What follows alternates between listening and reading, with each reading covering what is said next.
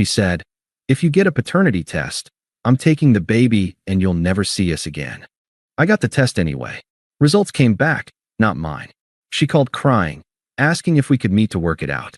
I said, "Didn't you tell me I will never see you again?" And hung up. Hey viewers, before we move on to the video, please make sure to subscribe to the channel and hit the like button if you want to see more stories like this. Thanks. Let me start from the beginning to give you some context. Emily and I met in college, back when we were both scraping by on ramen and part-time jobs.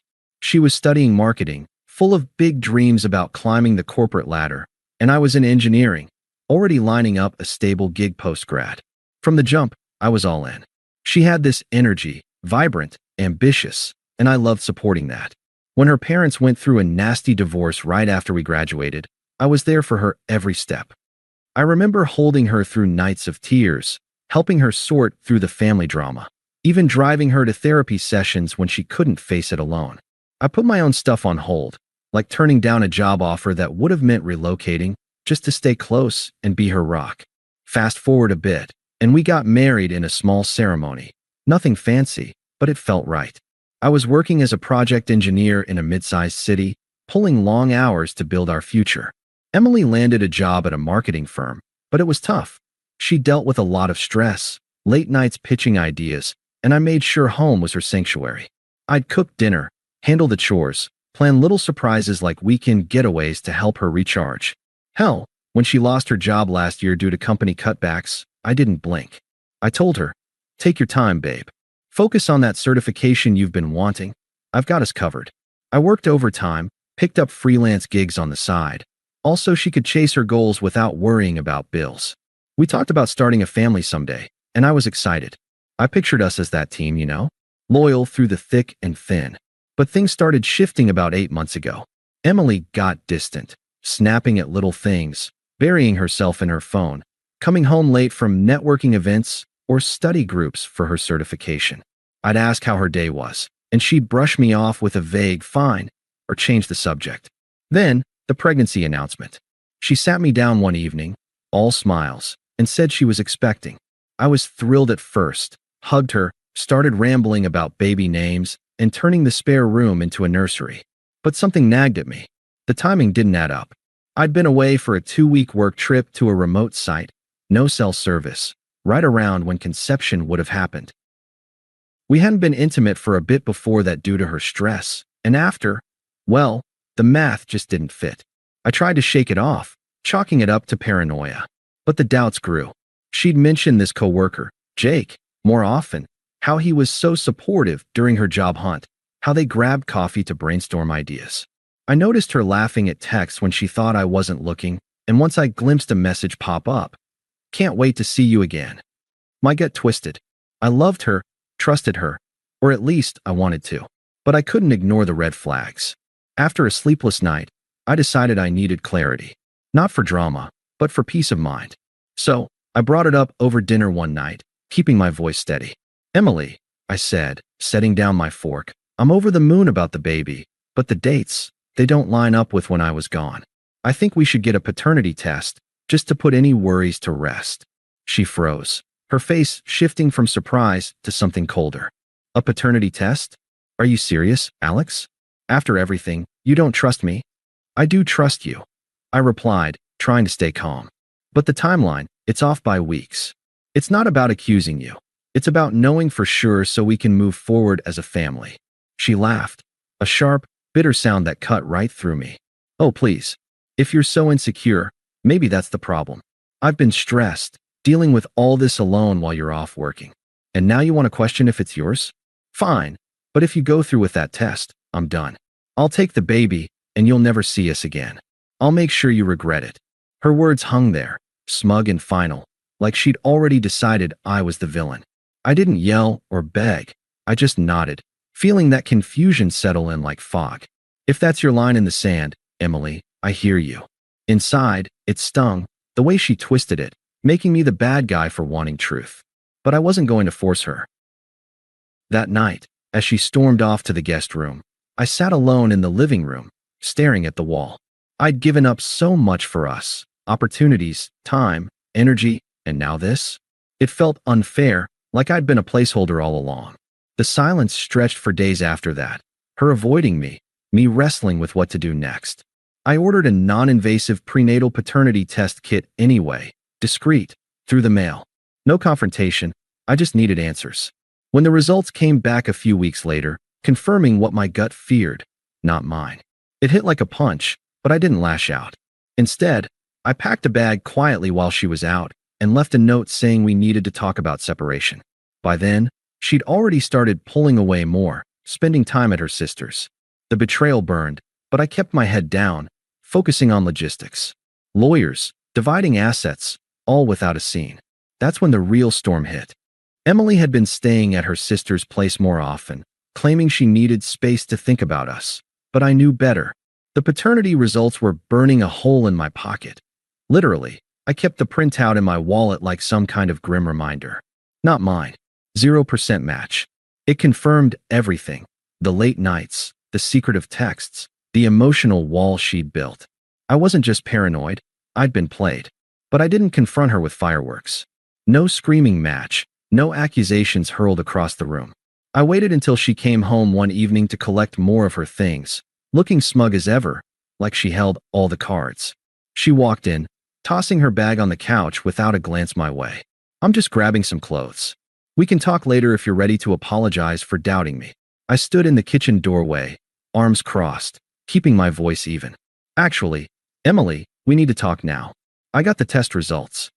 Her eyes narrowed, that smug expression cracking just a fraction. You what? I told you. If you did that, we're done. You'll never see me or the baby again.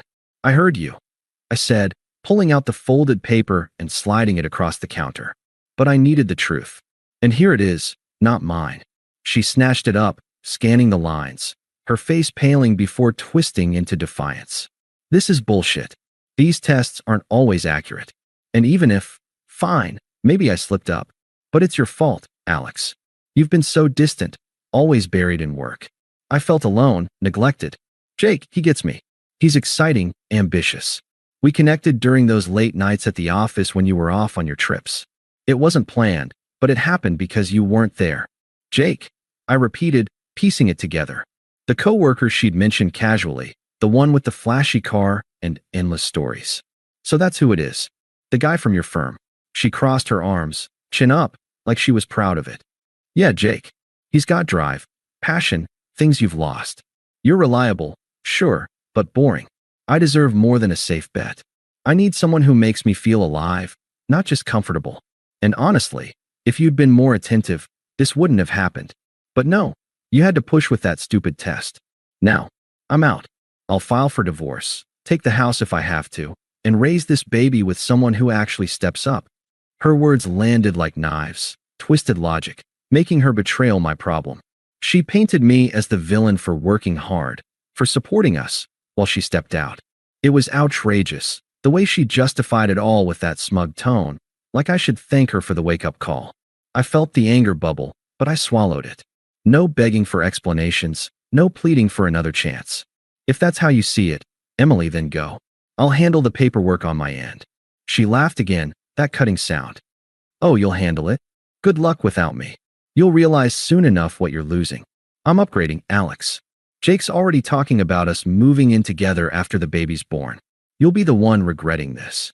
I didn't respond, just watched as she grabbed a suitcase from the closet and started stuffing clothes in. And don't think you can fight for custody or anything, she added over her shoulder. It's not yours, remember? You made sure of that with your little test. So yeah, you'll never see us again, just like I warned. She slammed the door on her way out, leaving the house echoing with silence. I stood there for what felt like hours, the weight of it all crashing down. The confusion was suffocating. How had we gone from planning a family to this? Flashbacks hit me hard. The time I surprised her with tickets to that concert she loved, even though I was exhausted from a 60-hour week. Or when I sat up all night with her during her flu last winter, making soup and fetching meds. I'd sacrificed promotions, nights out with friends, all to build something solid. And for what? To be discarded like yesterday's news, made to feel like a backup while she chased excitement with Jake. It was unfair, brutally so. I poured a drink, sat on the couch, and let the silence stretch. No tears, No rage, just a deep, aching quiet as I processed the betrayal. She'd been so dismissive, so cruel in her justifications, like my loyalty was a flaw. The next few weeks were a blur of detachment. I hired a lawyer quietly, started untangling our finances. No shared accounts left for her to dip into. I blocked her on everything: phone, social media, email. Not out of spite, but to protect my peace. I disappeared from our mutual circles, too. Told friends I needed space, avoided the usual hangouts. Work became my anchor. I threw myself into projects, even took on that relocation offer I'd turned down before, moving to a smaller apartment across town. Therapy helped unpack the mess, sessions where I admitted the vulnerability, the self-doubt she'd planted. Was I really boring? I'd ask. But slowly, the confusion cleared. I hit the gym, reconnected with old hobbies like hiking, started dating casually, but nothing serious. Life without her drama felt lighter. Meanwhile, karma started creeping in, though I didn't seek it out. Mutual friends filled me in piecemeal, despite my efforts to stay out of it. Jake, it turned out, wasn't the knight she'd imagined. He was unstable, rumors of him bouncing between jobs, a history of short flings. When the baby arrived a couple months later, a boy, from what I heard, he stuck around just long enough to confirm paternity, his, obviously, before bailing. Said he wasn't ready for that kind of commitment. Left her high and dry in a cramped apartment her sister helped her afford. Emily's job? She lost it during maternity leave. The firm cited performance issues, but whispers said the office drama with Jake didn't help. Her reputation took a hit. Friends who once defended her started distancing themselves when the full story leaked. She cheated and then threatened you over a test? One buddy texted me, "Dude, you dodged a bullet." I didn't gloat. I just nodded to myself. It was ironic how her smug warnings backfired. She'd isolated herself, financially strained, unraveling bit by bit. But I kept my distance, focusing on my own rise, a promotion at work, a new circle of friends, that sense of clarity sharpening. The unfairness lingered in quiet moments, but it fueled me forward, not backward. That's when her attempts started trickling in, subtle at first, then ramping up like she couldn't believe I'd actually moved on. It began about a month after the baby was born.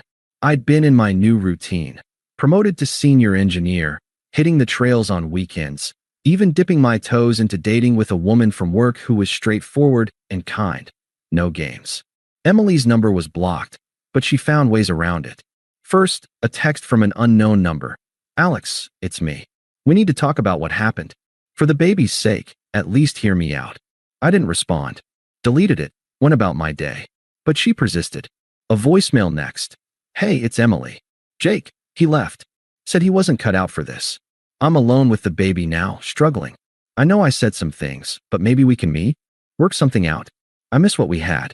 Her voice cracked a bit, a hint of desperation creeping in, but it was laced with that same twisted logic, like I owed her a lifeline after she'd torched everything. I listened once, then blocked the new number too. No sympathy stirred. She'd made her bed with her threats and justifications. But she didn't stop. Her sister called a week later, voice dripping with that toxic mix of judgment and plea. "Alex, this is Sarah. Emily's in a bad spot. Bills piling up, no job, and the baby's colicky. You're being cruel ignoring her. She made a mistake, but family's family. At least talk to her. She regrets it all." "Mistake," I said flatly. "She cheated, lied, and threatened to cut me out. Tell her I'm good." Sarah huffed. "You're heartless. She thought you were better than this. Her friends are saying the same. You owe her closure, at least." I hung up without another word. Heartless? After I'd been the one holding us together? It was hypocritical, them circling the wagons now that her upgrade flopped. Mutual friends who'd stayed neutral started texting me apologies. Heard the full story. "Sorry we didn't see it sooner. She's unraveling, man." But Emily escalated. Another call from yet another number, this time her tone shifting from pleading to edged with anger. "Alex, pick up. I know you're getting these. I need help. Jake took off, left me with nothing. The apartment's a mess. I can't afford formula half the time.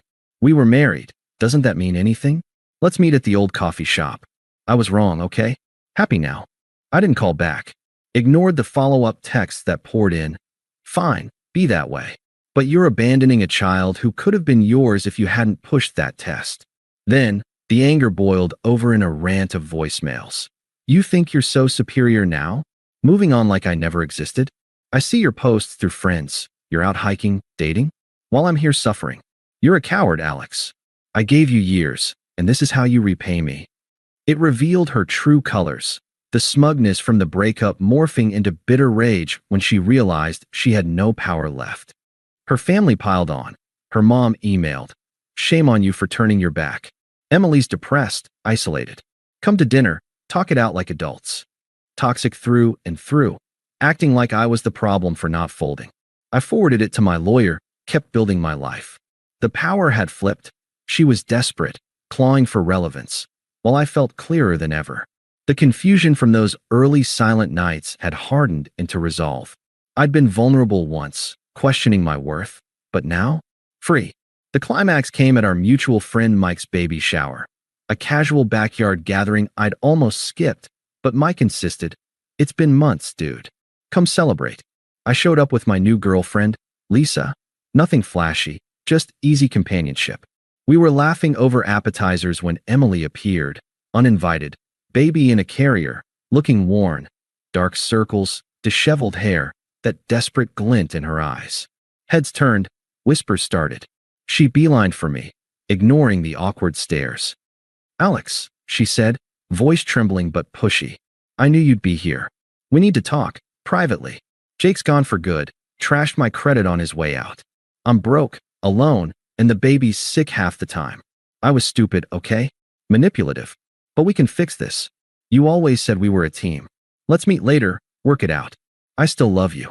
The hypocrisy hit peak, begging after her cruel breakup spiel, acting like her downfall was fixable with my help. Friends shifted uncomfortably.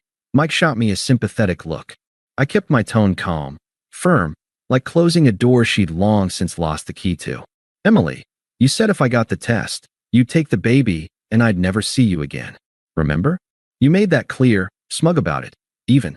So, let's stick to your words. It's over." She blinked, tears welling. But that was anger talking. I didn't mean it. "Please, Alex, I'm sorry. We could start fresh. You see me struggling. Doesn't that matter?" I glanced at Lisa, who squeezed my hand supportively, then back at Emily. "What matters is my life now. New job, new paths, I'm good. You're irrelevant to that. Take care."